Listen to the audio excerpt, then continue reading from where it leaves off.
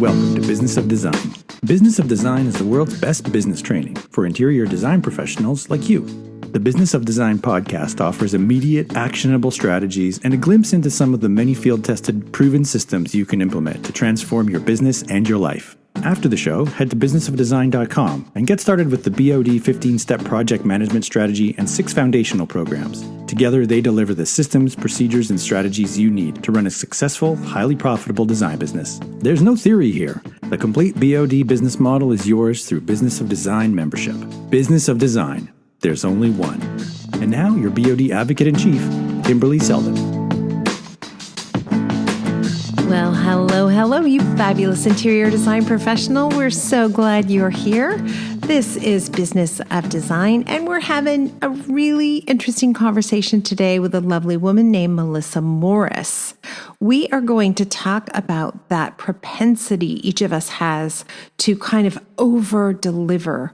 Now, initially, when I heard the idea for this topic, I was thinking of it in a different way. I was thinking of that tendency I had when I was younger to over-deliver in terms of the number of ideas I would give a client. If she wanted to do draperies, I would bring 4 fabrics or 5 fabrics or 6 fabrics. And I told myself that was because I wanted to make sure I captured what she wanted. I didn't want to take any chances that I wouldn't excite her with one of my options, so I had too many. But what I saw clearly in the client's face was confusion. Too many options caused some anxiety in the client. And now I completely understand that as a client myself, right? I don't want to go to someone who says, well, we could do it this way, or this way. I want someone to tell me, this is the way you should do it. This is what's going to work out. For me, what was lurking behind the good motive to give them lots of options so I made sure I made them happy was self-doubt, a lack of confidence, right? I didn't want to fail, so I was covering all the bases. But really, that just planted in the mind of the client a seed that maybe I wasn't the expert she was hoping I was going to be. And I suppose that is part of over-delivering, right? Another example of over-delivering is when perfectionism runs riot.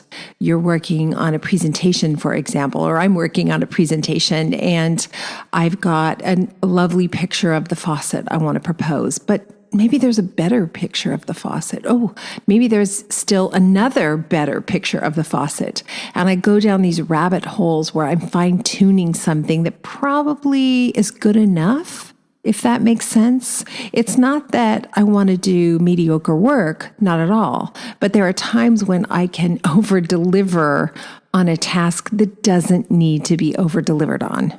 And both of those are part of this idea of over-delivering. But specifically, what we're going to talk with Melissa about today is that interior design professional who uses a flat fee contract, which I do about 40% of the time, a flat fee contract, and then finds herself or himself over-delivering on what was promised. And in many cases, it's because the scope of work was not clearly defined. And we don't want to find ourselves there. So that's why we're going to talk to Melissa Morris. She is the founder of Agency Authority, which is a project management and operation consultancy for agency owners. And she worked in an agency for 10 years, and now she helps agency owners maximize their team, increase their productivity, and grow profits. Melissa and I speak the same language. We're both highly committed to process. We're both highly committed to tracking the resource of time. So you're going to hear that on this episode. And the bottom line is, the more process I have in place, and the more I can clearly articulate that process and stick to the boundaries I've created to protect that process, the happier my clients are going to be and the more profitable I'm going to be. And one of the big takeaways, I think this is so important, so I'm going to mention it here as well, but you're going to hear it in the episode, is that the very first time your client wants to step out of process, whether that's a small thing or a big thing, that is actually the most important time to say no.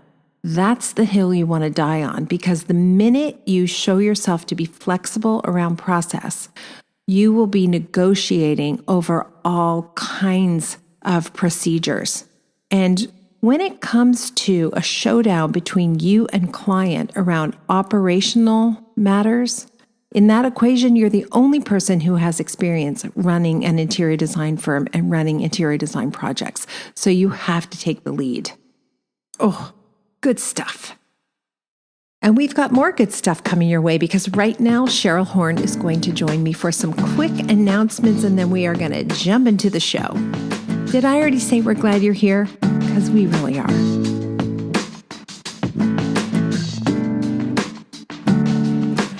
Was that a long weekend that just happened, or did I imagine that?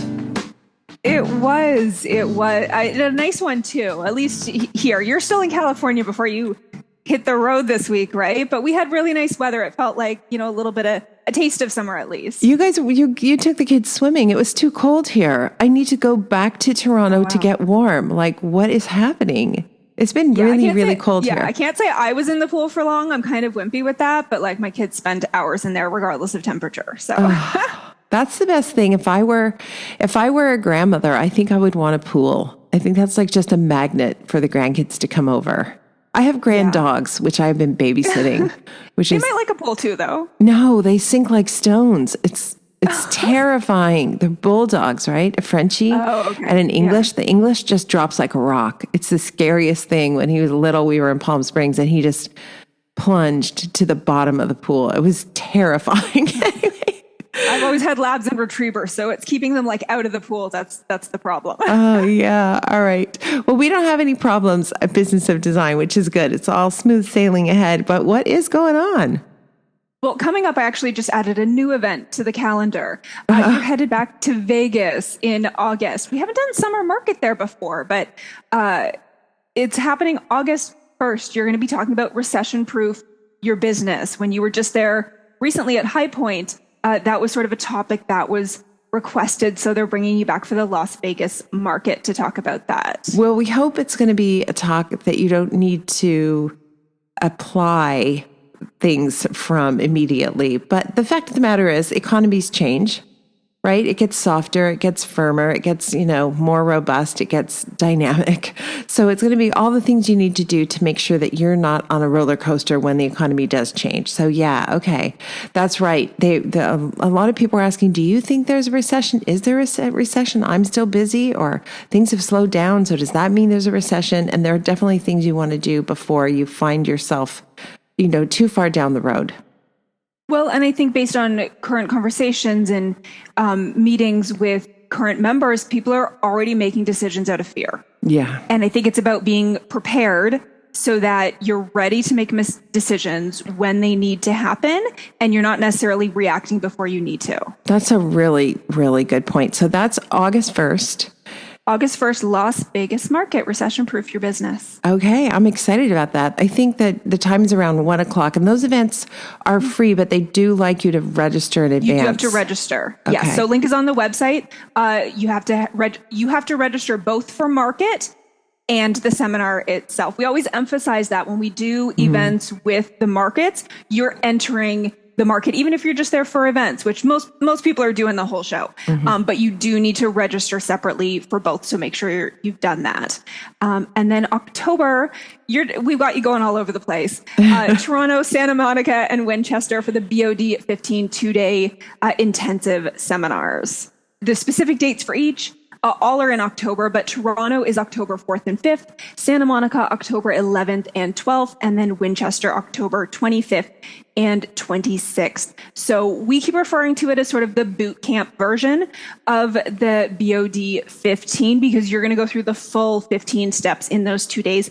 They're very intensive days. There's a lot to cover. And, having just done this in Australia, we sort of had half the group were longtime members who wanted the refresher, wanted to get through it quickly and ask either clarifying questions or questions specific to using those steps on current projects. Right. And then others, this is how they learned the BOD 15 for the first time.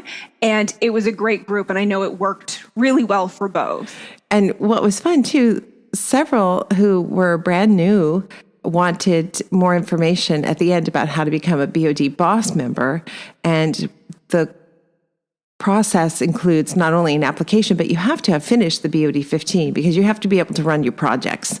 That's like got to be a given because the boss is going to dig deep into financials and financial planning and, looking at your profit and loss statement and sharing some techniques for you to get, higher revenue and higher profits along the way. So that was fun. So they're like, so did we finish the BOD 15? We're like, you did, and you can apply for boss now. So that's kind of a fun perk of it. Yeah. And I'm in touch actually with a lot of the, those who attended because now they're members working through the steps.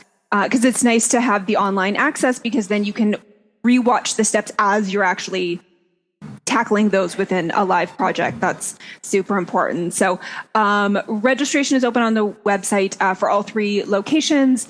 You can currently save $200 for early bird pricing. It's $21.95. And then, of course, members are going to save an additional $200 on top of that. I'm looking forward to seeing you. Come on out. Toronto, Santa Monica, and DC area, Winchester.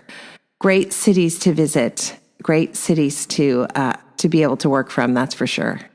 For sure. And that's kind of all for events. But one thing that I did want to note, just in editing this specific episode, when we are interviewing people for the BOD, for the podcast rather, we always want to make sure that the BOD systems are very clear. One thing that I did note, because the topic is going to be, you guys touch on flat fees in this, I did want to clarify that the BOD method for doing flat fees does differ from some of the points made in this episode. Oh, yeah, so actually.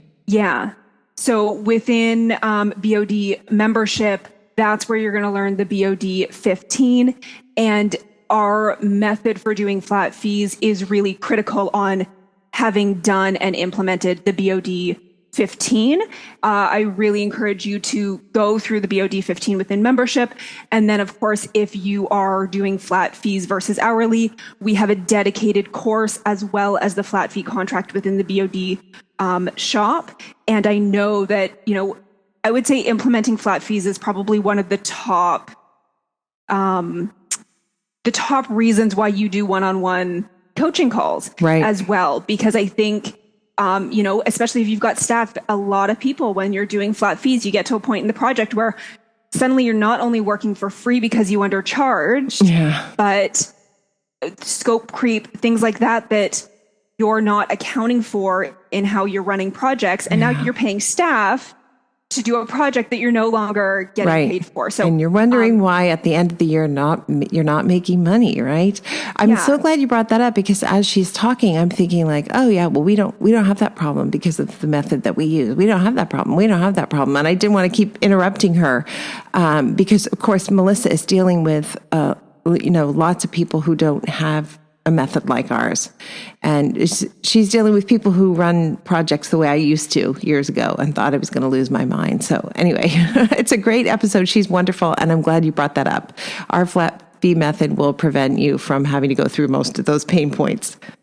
Yeah, for sure, because it accounts for scope creep and, certain expenses that a lot of designers are incurring themselves versus where do they fit into what you're charging. So anyway, I did just want to point that out. So the BOD 15 is within membership. That is critical to have that in place before tackling the flat fee to make sure it's effective. But again, there's a dedicated course as well as the contract within the BOD shop. So anyway, that was just a little side note before I let you go. Okay. Thank you. Now it's a full work week now. No more long weekend. We got to get on it. I know it's a shortened week, so we got a lot more to pack into shortened days. Oh dear. Good luck. Talk to you soon. Business of Design is sponsored by Daniel House Club. Over the last year, Daniel House Club has helped interior design professionals save over $2.3 million in their furniture procurement. With Daniel House Club, trade professionals like you and me no longer need to jump through hoops or remember hundreds of logins to profitably source from the brands we love most. Club members enjoy access to over 150 vendors at the best trade prices in the industry, all in one place. Daniel House Club's mission is to be the quickest place for interior design professionals to find and buy what they are looking for. and it's fulfilling its mission. According to one member in Denver, the concierge is really helpful, and that's what sets them apart from everyone else. I've noticed even showrooms having a bit of a harder time when claims and damages come up, but DHC's concierge service cuts that time down significantly. Another member simply says, I could not pay someone to do what Daniel House Club does for me. They handle all the logistics after the purchase, which just makes it so easy. So sign up today and see for yourself. Visit danielhouse.club/BOD for 50% off your membership. Melissa, nice to see you. It's nice to see you too. Thanks for having me on. Remind me, where are you at? I am in Florida, Jacksonville. So that's very northeast Florida. If you're not familiar with the state. Exactly where that is. My brother lived there for a while. They moved there so their daughter could go to the Bulls swim school. She was a swimmer. So I've been to Jacksonville a few times. Lovely, lovely. Oh, that's so fun. Yeah. Small world, isn't it? We are going to jump into a conversation about, among other things, the tendency for creative types to over-deliver. Even describe what that is, because probably most of us just think, oh, that's just business as normal. But what are the pitfalls of over-delivering? Yeah, so when I say over-deliver, what that means is we're doing more work than what was outlined in our proposal or our statement of work, is what some may call it, on the scope. So ideally what we want is we want a situation where we have a core offering, a core package. This is what we can sell, right, to clients, and there are a predetermined set of deliverables. This is what we're going to do. This is how long it's going to take us to do it, and this is what it's going to cost, right? So for everybody listening, this would apply if you are delivering a flat fee package to your contract, not so much an hourly fee contract. Correct. Okay. Yes, we are really thinking of flat fee scenarios here where it's that transition, right? I'm going to do this and you're going to have this transformation and you're going to pay me X number of dollars for transformation, regardless of whether it takes 10 hours, 20 hours, 100 hours, right? So is the issue that is perfectionism part of the problem? Like just wanting to provide the client with so many answers, or is it an inability to create a more clear boundaries around the scope of work? Or I'm assuming you're going to tell me it's a whole bunch of things. It is. Yeah. So there can be a few things going on. So to come back to it, our scope, right, is the things we have put in our proposal. And then when we're over delivering, it's when we're doing things outside of that scope that we're not getting paid to do. So it's the extra stuff that we end up doing. And there can be a few reasons that this happens. So one, what can happen is we as the business owner or the team member aren't exactly clear on what's included and not included, right? So we can't really expect the client to be. And then so maybe we find ourselves in a situation where the client asks for something and we think to ourselves, man, we never really said that wasn't included. So yeah, I guess we'll do that too. Right. And then that's when we get what we call scope creep, where you have this thing and then the request from the client is like really just outside of that. And then there's another request because now we've opened the door and now there's another thing that's just outside of that and then just outside, and it's creep, right? So then before we know it, we're just creeping our way out more and more and more and doing more and more just quick little things, right? That are taking us away from our core service offering. And then what can happen is these quick little things just continue to build up. And then what's happening is a project that we had intended taking 20 hours and quoted with a mindset of I'll get this done in a month and it'll take me about 20 hours worth of work is now dragging on. And now it's been 6 weeks and now it's been 8 weeks. And now you can't take on another project because you're still wrapping up this project. And what you thought was going to take 15 or 20 hours of work is now at 30, 35, 40 hours worth of work. And that will really eat into your profitability. Well, and at that point, in my experience, many professionals, especially professional creative types, will just put their head in the sand and deny how much time it's taking. They'll just stop logging the hours. They'll stop keeping track. They'll start telling themselves things like, I am going to spend a little bit more time on this, but that's okay because the client is going to be so happy. And then I'm going to get these great photos for my website. Like there are a lot of justifications we used to enable us to continue in that kind of behavior, I guess. I think you're exactly right. We start getting this idea of like, well, the customer's right and I want them to be happy. And it really would look better if I could do this extra little thing. And we do. And we start to tell ourselves that. And, when we stop, though, and look at it, we're actually not doing anybody a service, because what can happen is we find now we're maybe really over delivering for the squeaky wheel, the client who has lots of requests or isn't afraid to ask for more or has lots of questions.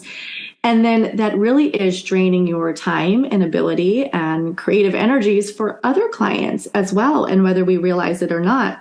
And then we're getting ourselves constantly like bumped up against deadlines and high pressure situations. We're finding where we're not making as much money as we could be in our business. We're feeling really drained. We're getting in a lot of overwhelm and burnout.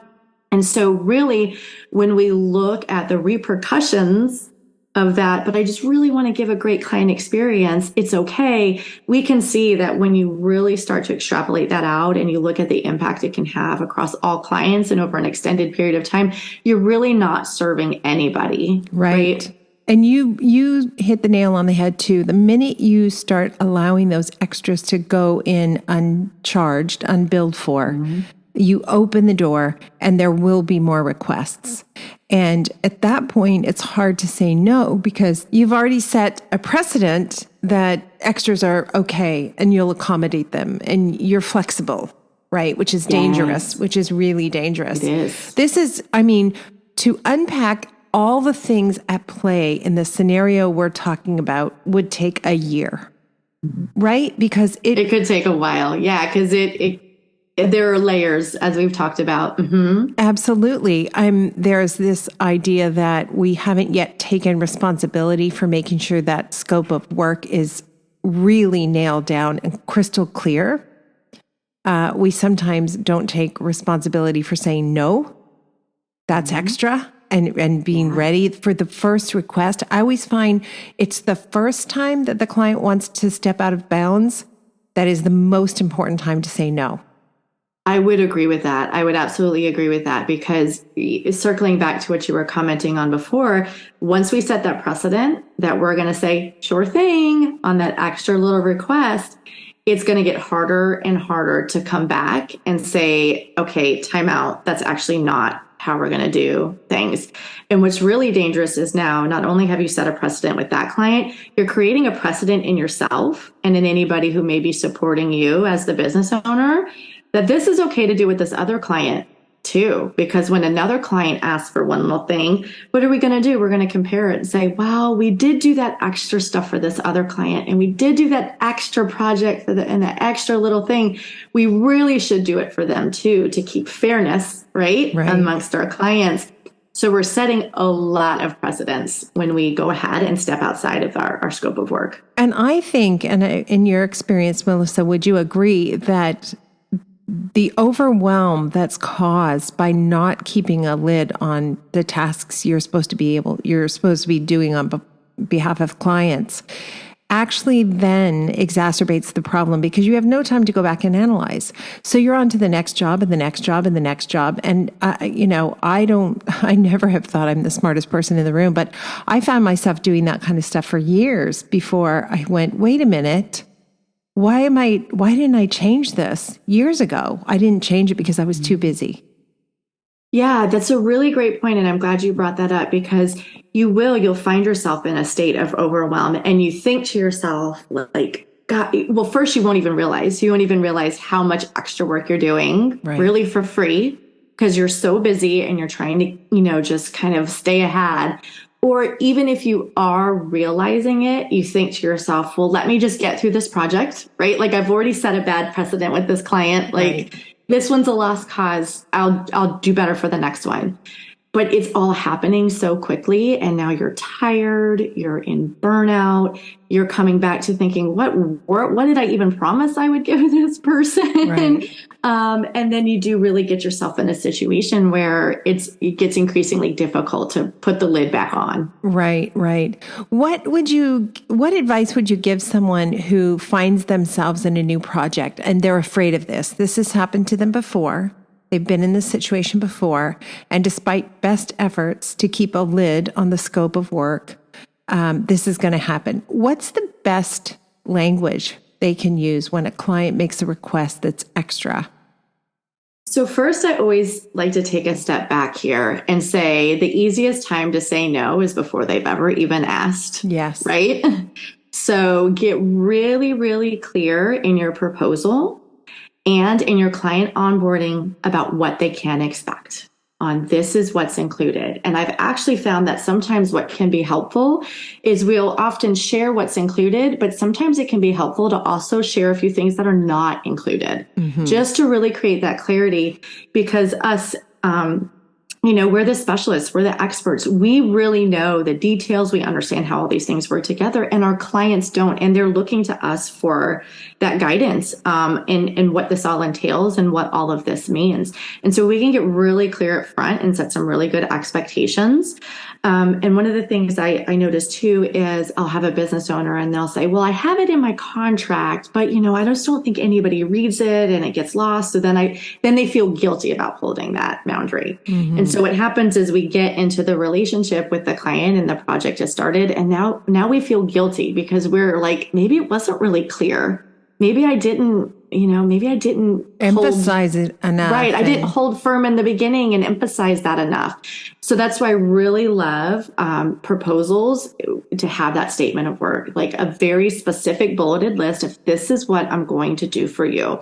And then we can even have a clause down at the bottom that says work that falls outside of this scope or this list can be provided at an additional cost. You can email to request a bid. We can have that conversation. So what you're pretty much doing is you're telling them, I can do these things for you, but they are going to be extra. And you can, if you have a contract and there are specific spots in that, you can have initial spots where that they've read that line that says this is what's included. So I think first and foremost, just making sure we're being really transparent up front, because again, it's easier to say no before they even ask, right? But should we find ourselves in a situation where they have asked us to do something that falls outside of that scope of work, you now have a really great document in place you can point back to. And you can say like, oh, yes, I do think that actually would be a great thing that we could add on that is considered an additional fee. If you reference back to your proposal, you will see that if this is something you're interested in, I would love to just hop on a quick call. We can talk through the details and I can give you an estimate on that work. Part of the challenge, I think, with a flat fee contract, at least for interior design professionals, is it's not just laying out, here are the things we're going to do. We're going to do floor plans. We're going to do elevations. We're going to select all the furniture and fixtures, the FF&E. But it's also about fine-tuning what is allowed for within each of those things. For example, am I going to do one floor plan or am I going to do 3 floor plans and let you pick, right? So the language also has to be clear about the number of revisions. And I found even what constitutes a revision versus a whole new exploration. We're going down a different path now that's never been part of what's included here. Yes. And this is definitely something we should take a minute to address, because you're exactly right. Not even just saying, I will do for what's included. Am I also going to pick out curtains and flooring and structural, like what are some of the details of what that might look like? How many options am I going to show you, right? How many revisions that we're going to have? That's all really important stuff to outline. And then what you can do to make sure that you're sticking with that is when you're sharing, right? Whether it's right there as a walkthrough, if you're showing a presentation, models, whatever, you have those calls, you have those moments labeled to match up. And you can get more creative with it, but this is like the proof one call, right? Like, this is the proof, and we're going to share with them, like, this is the initial review. And during the initial review, what I want you to be looking for are those big things. Like, don't get too caught up on what that pillow is going to look like. Like, let's really focus on the overall look and the overall feel and guide them a little bit on what they need to focus on.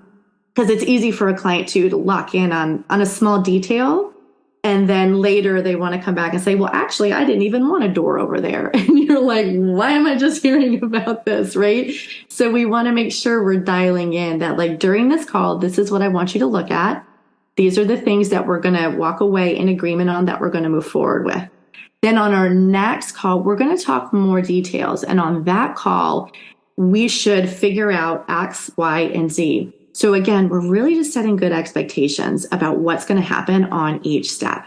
And then what you can do is, if they start trickling in these revisions, if it's not the appropriate time for that revision, you can say, yeah, that's a great thought. I was wondering about the rug also, but we're going to really look more closely at that in the second call. What I want you to pay attention to right now is X, Y, and Z. And then you make a note to come back to that. And then if you find they email you a thought or a request, you say that and you say, hey, that's great. I want to make sure I have all of your revisions and updates by this date and time. How does that sound? Can you make sure you get them all collected for me and sent them for me? This way, they don't fire off a few things. You get to work. And then they fire off some more things. And then you're back touching it again. Yeah. And then more. Right? So if we're guiding them along that way and using things like, I want you to look at this right now, and let's get in agreement on that. And then we'll get agreement on the next step, and then really encourage them. Have you collected all of your revisions? Have you reviewed X, Y, and Z? And giving that deadline of, this is when we're going to get them all to me. That will really help contain revisions and things from getting out of control. Yeah, the language that we use around revisions is they will be executed at one time.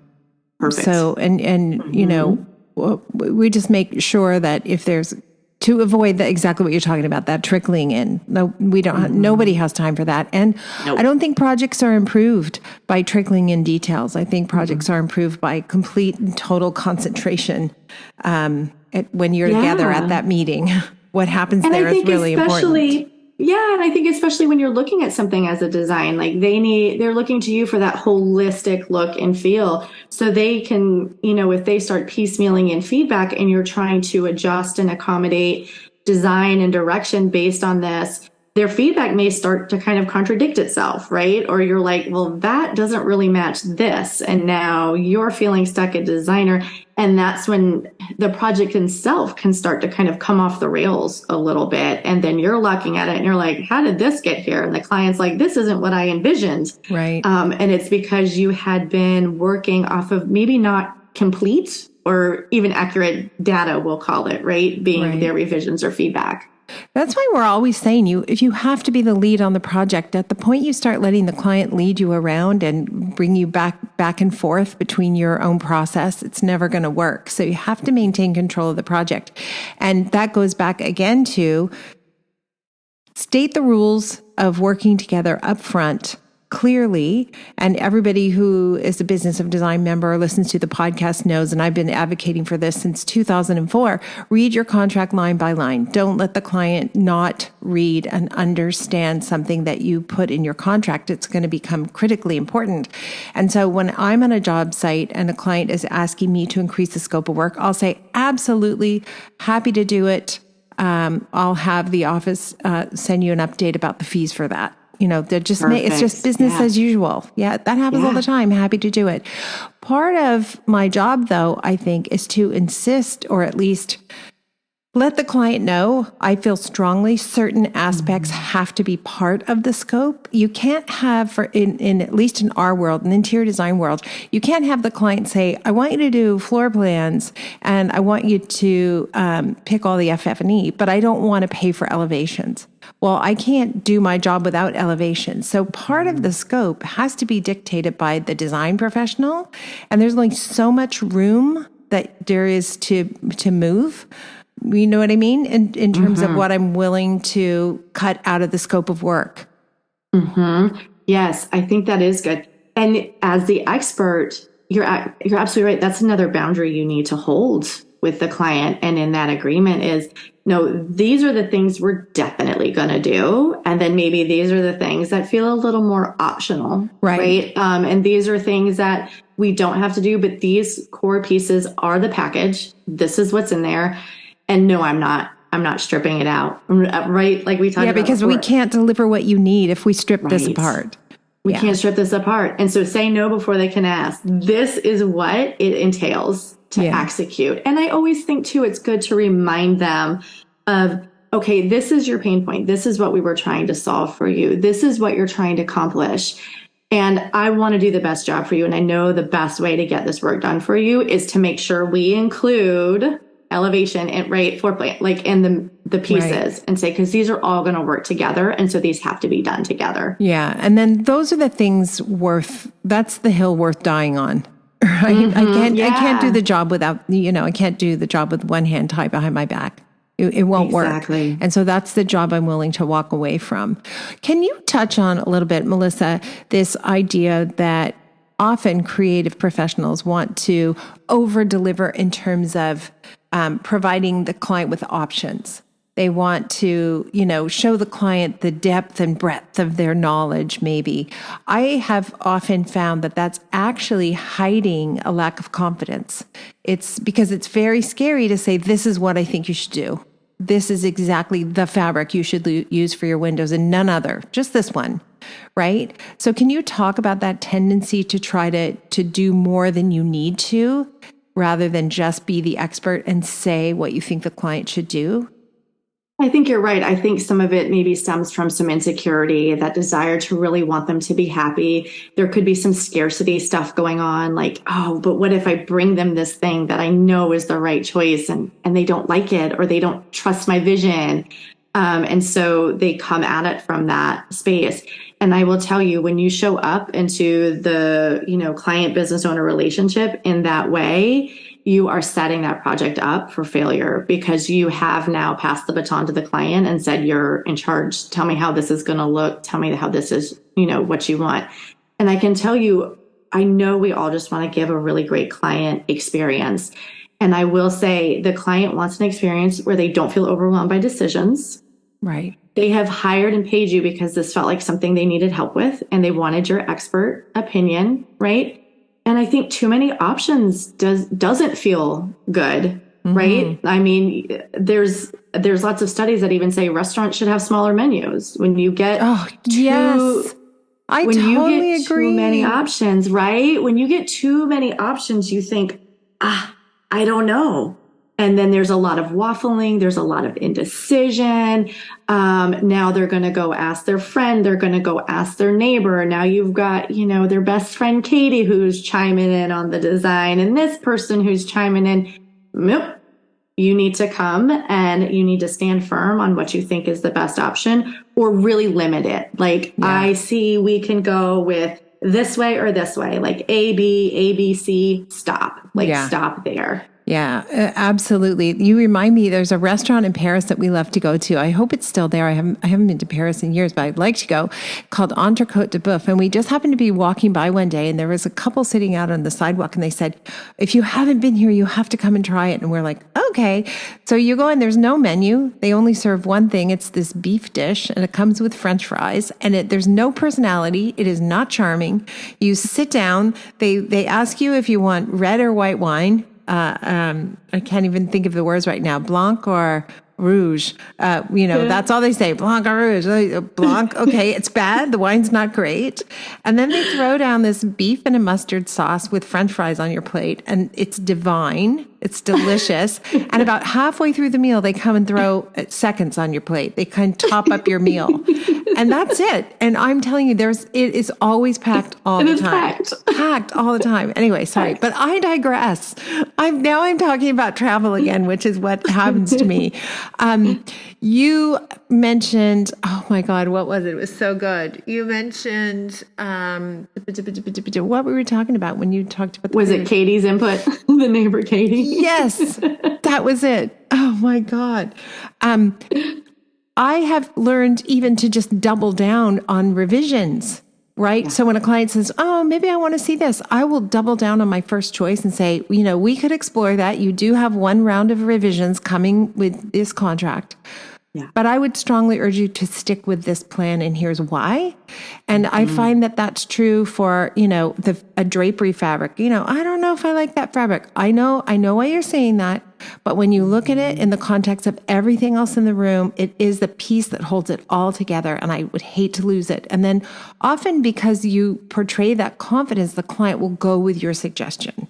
But if you waffle, which is, the third time waffles have come up, because when you and I opened this podcast, everybody didn't get to hear it. But I said, what did you have for breakfast? I was testing your mic and you said waffles. Clearly I'm hungry. It's lunchtime, and I need to go and have some lunch now. But when you waffle, the client has this impression that maybe you're not the expert they are hoping you are. That's exactly right. And I think what can come from the strength, we'll call it, to stand firm in your decision, obviously experience, confidence. But I also think, clarity in your workflow, in your process, like your creative process, your process with the client and how you're moving them through that. I think having just a lot of clarity and understanding about how you're going to take them on this creative journey and the certain phases you're going to move through, both again, like from a creative standpoint and also just very logistically, like when I'm going to send an email and when I'm going to schedule a call. And you were able to hold that because you knew, okay, they get one round of revisions and we're going to have that call in a couple weeks. And if we start cracking this open now, it's really going to have that trickle down effect. And later down, we're going to have more and more problems. So you had that clarity. And then you were also able to share with them. Like, I see that. Here's why I think we should stay. And here's what the next moment, though, when we could talk about it or consider, and really moving them and securing them in those decisions along the way. So I think that's a third piece of it, that experience, that confidence, and being just really clear on your process. I think will make it easier for you to hold those boundaries. And the more clear you are on that process, the fewer bottle caps or bottlenecks. The fewer bottlenecks you're going to have in the workflow, right? Because you start getting, random revisions on 2, 3, 4 projects, and suddenly all of your timelines are out the window. And now you have almost a crisis on your hands. How are you going to satisfy all of these clients, including, as you mentioned at the top, that client who isn't necessarily the squeaky wheel, that client who's just kind of going along with things and pretty easy. And suddenly you're bending over backwards for the one who's asking for all of this extra. And you're ignoring the one who's quiet, who may also be wanting something, but you're just not paying attention. Yes, exactly. It's tricky business, isn't it? It can be, yeah. And I think it's just coming back to like kind of clarity, creating those processes, getting into that really good routine. I think that really helps. It also too gives you something to fall back on, like we talked about, lots of revisions trickling in. It's hard to keep track of. When we have that clear process in place, it gets a lot easier to say, wait a second, this is the third thing you've asked me for and you're all done, right? Like, we're done with your revisions. It can really help. And again, that transparency up front, even with the client, lets them know what's going on too. What do you say to that professional who works in a flat fee contract and does not want to track the resource of time? Because we hear that a lot. I love flat fees because I don't want to track my hours and I don't want to, I don't want to be billing all the time and la, la, la. I think it is imperative that people time track, even the business owner, or sometimes I'll have a business owner and just their VA is time tracking or their assistant, right? Or only certain people. I think everybody, including the business owner, should be time tracking. And here's why. One, because you don't know when a project's really taking a long time. Yeah. When you're not tracking your time. You don't know how profitable it is, because you could think, my goodness, that was a $30,000 project. That was awesome. And then when you run the math on how many hours you put into that project and how many sleepless nights, you're like, wow, I was working for $17 an hour for the last 8 months, right? Like, that does not feel good. And you can't continue to improve your estimates because you can say like, this is a $30,000 thing. That's always what I charge. That's always what I do. But then when you break it down, you say, oh, well, I make $17 an hour when I do that. And I've got to pay out these fees for the software I have and the tax. So you're like, oh my gosh, this isn't going to pay my bills. Right. All you end up finding out when you're not time tracking is I'm doing something wrong. I'm exhausted. I can't pay the bills. I should just burn this down and go work for somebody else. I should just abandon ship. Right. But when we see that, when we think, oh, wow, I really thought that I could get this done in, for nice round numbers, 50 hours, and it turns out it's taking 80. Right. You have an opportunity there. You can either tighten your scope and say, I'm not going to allow the extra revisions. I'm not going to allow the extra phone calls and the visits and the trips to the store or whatever that starts to look like. I'm going to peel those out. So you're going to tighten your scope.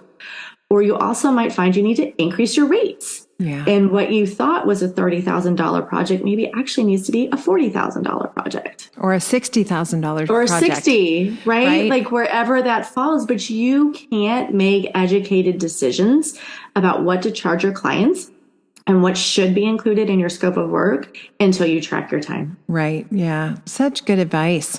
We like to end every episode with something we call design intervention. It's just a great piece of business advice. What comes to mind? Yeah. So it's funny. I've been having this conversation with a couple of people, and I think others say it more succinctly than I do. But I think the idea here is you need to build your business now in the way you always want it to work. So for example, like I really always hated this hustle culture of like, well, I'm just going to work 70 hours a week and I'm going to get this thing off the ground and I'm going to serve all of the clients. And then once it's $1 million business, I can pump the brakes and I'll work 15 hours a week. The momentum that has swept up and built up behind you when you're working 70 hours a week doesn't just go away when you decide you don't want to do it anymore. And some of the stuff we talked about before, when you're in this overwhelm, you're in a very reactive state. You can't even be concentrating on true important, things going on in your business. So I am a firm believer in slow and steady wins the race.